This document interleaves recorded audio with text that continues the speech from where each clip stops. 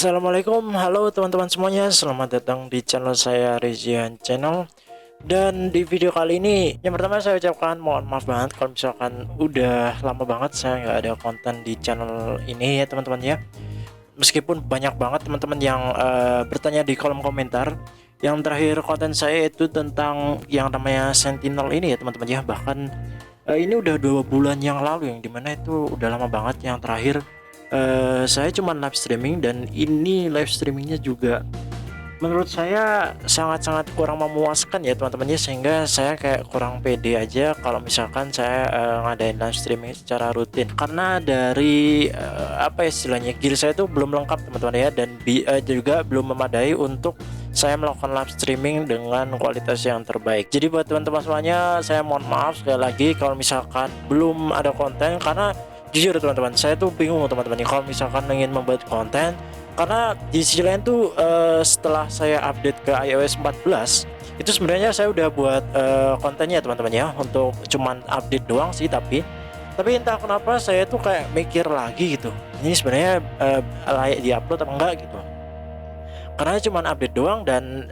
saya sangat merekomendasikan buat teman-teman semuanya, kalau misalkan posisi lagi jailbreak di iOS 13, teman-teman sangat direkomendasikan untuk update aja ke iOS 14. Nah, sesuai juga tujuan di video ini, saya akan menunjukkan bahwa mungkin juga teman-teman udah tahu semuanya, udah rame juga dibahas, dan saya cuma salah satu istilahnya konten kreator yang paling telat ya teman-teman ya untuk membahas jailbreak dari iOS 14. Ya, dimana ada juga di sini saya juga cuman hanya menyediakan untuk persiapan apa saja yang harus teman-teman siapkan sebelum teman-teman melakukan jailbreak, terutama buat teman-teman yang tidak mempunyai MacBook ya atau macOS. Nah, teman-teman yang cuman pakai Windows aja, pakai laptop biasa atau cuman pakai PC aja, nah itu teman-teman di sini ada beberapa hal yang perlu teman-teman persiapkan, karena di iOS 14 ini untuk jailbreaknya itu belum ada seperti video saya yang ini teman-teman ya, yang pakai USB itu yang bootstrap. Nah, di dua video ini ya, tuh nggak ada, masih belum ada.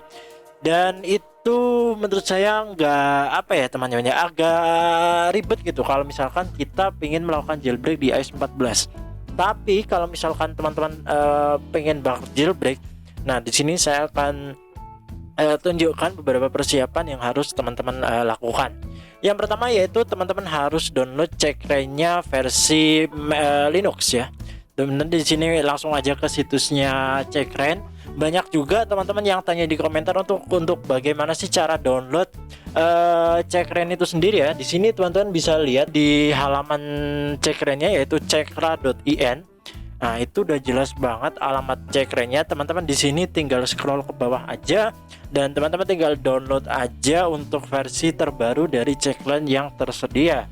Dan untuk saat ini juga Checkra1 hanya tersedia di macOS dan juga Linux, masih belum bisa dipakai di Windows karena DFU mode-nya itu belum bisa tembus ya teman-teman ya di operasi sistem Windows. Jadi makanya bisanya itu untuk jailbreak pakai Checkra1 itu bisanya hanya di macOS dan juga untuk Linux. Jadi buat teman-teman semuanya yang cuman pakai PC atau laptop Windows sebenarnya bisa banget bahkan, tapi ya itu teman-teman harus punya OS kedua yaitu Linux, atau teman-teman juga bisa pasang macOS mungkin dari Hackintosh Zone ataupun dari pokoknya macOS yang bisa diinstal di Windows gitu teman-teman ya.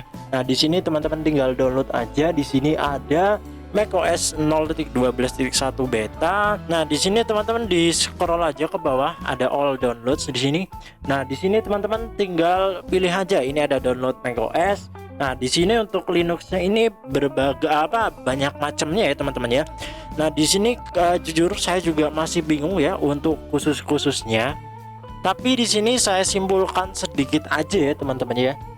Misalkan di sini teman-teman pakai BIOS untuk BIOS terbaru, misalkan teman-teman pakai BIOS untuk laptop baru, teman-teman di sini bisa pilih yang JLI X8664 ya, teman-teman bisa pilih yang ini. Tapi apabila teman-teman itu memakai komputer lama ataupun memakai BIOS lama, teman-teman bisa pakai yang JLI X86 ini. Karena yang x86 ini biasanya untuk arsitektur BIOS yang masih 32 bit.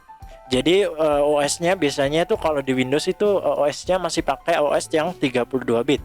Tapi kalau misalkan teman-teman ragu, di sini teman-teman nggak masalah untuk download keempat versinya ini ya teman-teman ya.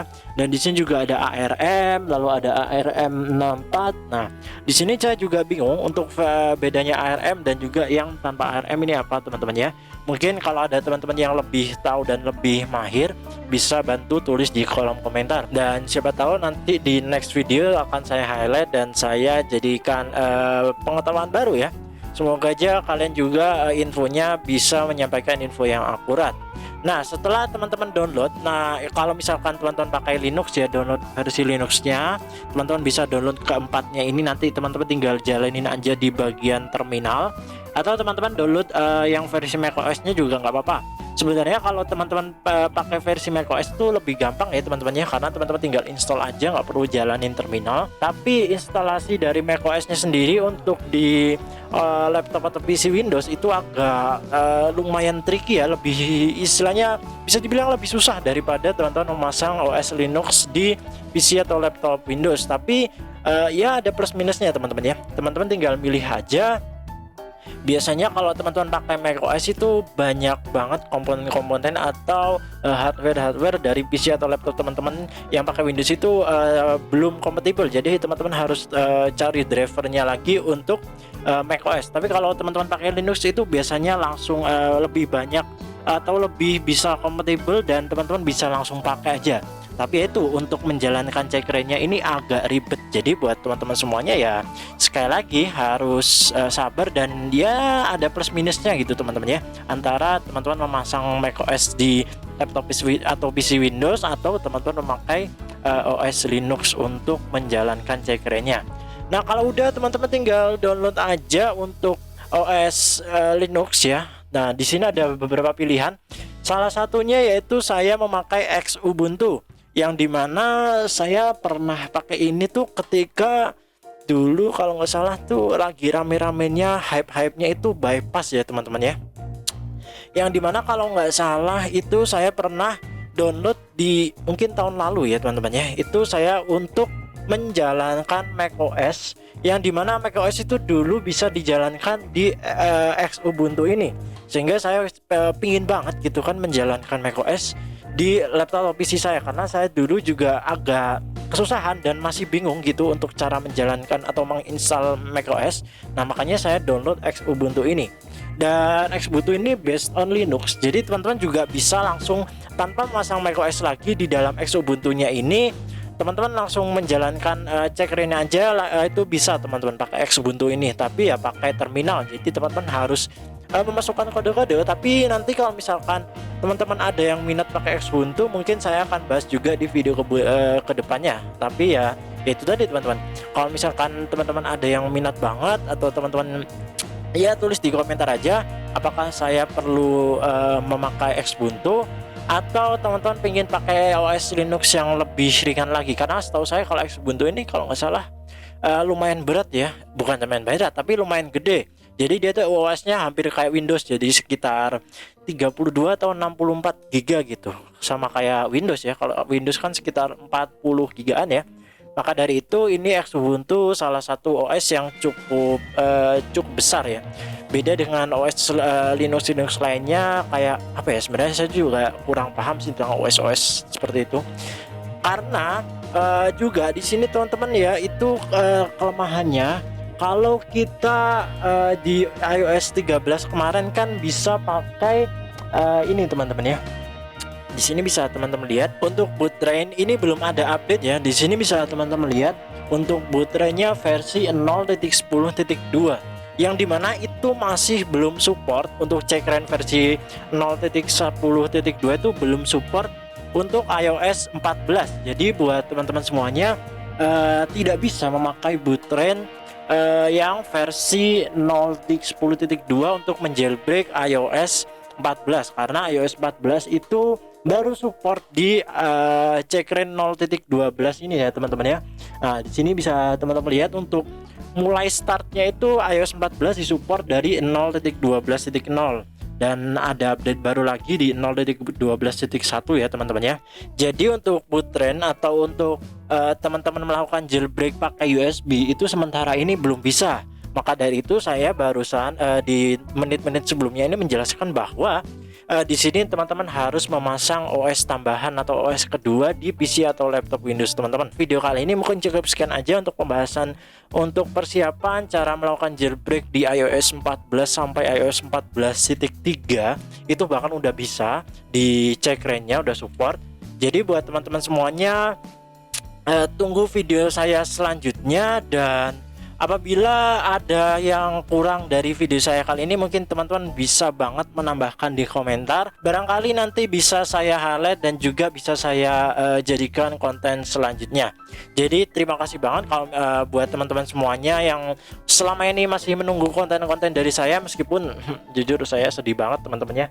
Di sini bisa teman-teman lihat ya, untuk subscriber saya turun banyak teman-teman ya. Saya cukupkan aja untuk video kali ini. Semoga saya bisa membuat konten untuk jailbreakingnya kedepannya lebih cepat lagi, karena jujur saya kesibukan di dunia nyata juga agak berat teman-teman ya. Maka dari itu saya juga agak bingung juga untuk membuat kontennya, dan juga di video kedepannya nanti mungkin saya nggak akan buat video-video tentang jailbreak doang ya teman-teman ya, tapi lebih tepatnya seperti di art channel ini, bahwa di sini kita membahas tentang teknologi, semua teknologi. Misalkan nanti akan saya bahas tentang PC, komputer, part-partnya, bahkan nanti ada rakit PC ataupun unboxing part-part dari PC, ataupun membahas tentang tutorial-tutorial tutorial tentang kehidupan sehari-hari, misalkan editing video dan lain-lain sebagainya, tentang audio dan lain-lain sebagainya.